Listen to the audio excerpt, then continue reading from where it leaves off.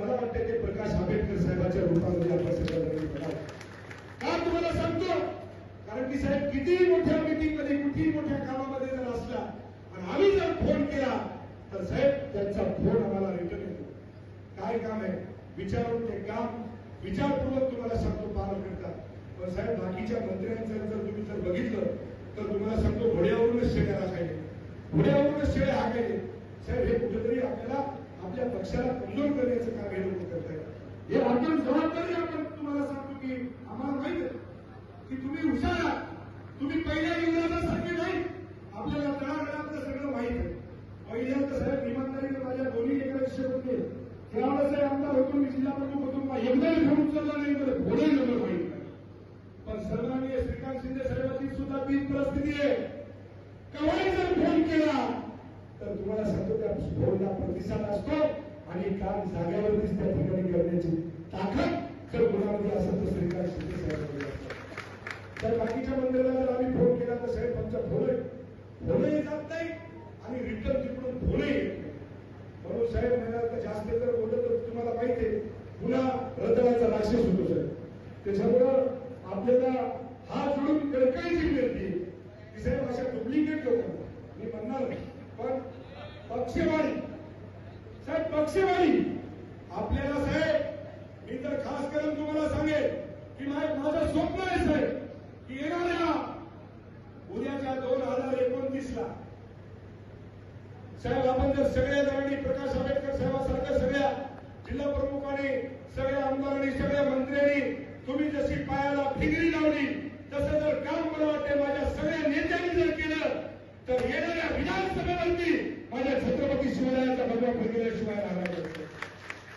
पण साहेब काहीच नाही, नुसतं लोकांमध्ये जायचं आणि असं करायचं साहेब होत नाही. साहेब मोठाले झालेले आहेत यांना बाजूला मी म्हणणार नाही, पण यांना चांगली जबाबदारी घ्या. त्यांच्याकडे होत नाही, ऐकू येईन, बोलता येईन, चलता येईन. साहेब एम पोर आहेत ना, शेळ्या बाजूला करा साहेब, त्या शेळ्याच्या मागे वाघ नसले त्या वाघाला जर मला वाटतं आपण जर पुढे जर केलं तर निश्चितपणे शिवसेनेला येणाऱ्या 2029ला पुन्हा एकदा सन्माननीय शिंदे साहेब हे मुख्यमंत्री झाल्याशिवाय राहणार नाही एवढी मला खात्री आहे. साहेब आजही तुम्हाला सांगतो या ठिकाणी सन्माननीय महायुतीचं सरकार आहे साहेब. अंतकरणातून तुम्हाला सांगतो की या ठिकाणी हे महायुतीचं सरकार जर कुणामुळे आलं असेल तर मित्र सांगा, इमानदारीने सांगा कुणामुळे आलं, सांगा एकदा कुणामुळे आलं. साहेब चेहरा शिंदे साहेबांचा साहेब, लोक शिंदे साहेबांवरती प्रेम करत होते साहेब. लाडकी बहीण अक्षरशः ढसढस लढत होती की आम्हाला आतापर्यंत एक मुलगी रक्षाबंधनला काही वेळ दिवाळीला तुम्हाला सांगतो आमच्या बहिणी बिना साड्याच्या राहिल्या, पण शिंदे साहेबांच्या आशीर्वादामुळे माझ्या लाडक्या बहिणीची रक्षाबंधन आणि दिवाळी सुद्धा चांगली झाली आणि या ठिकाणी या महाराष्ट्रावरती महायुतीचं सरकार बसलं.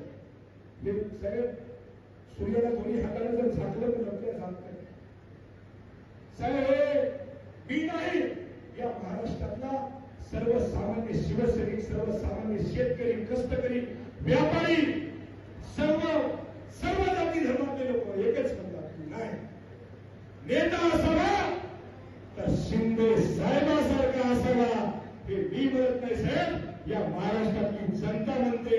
म्हणून आपल्याला हात जोडून विनंती करतो की येणाऱ्या काळामध्ये साहेब तुम्ही आमच्यावरती जी जबाबदारी टाकसाल ती जबाबदारीने त्या ठिकाणी पार पाडण्याची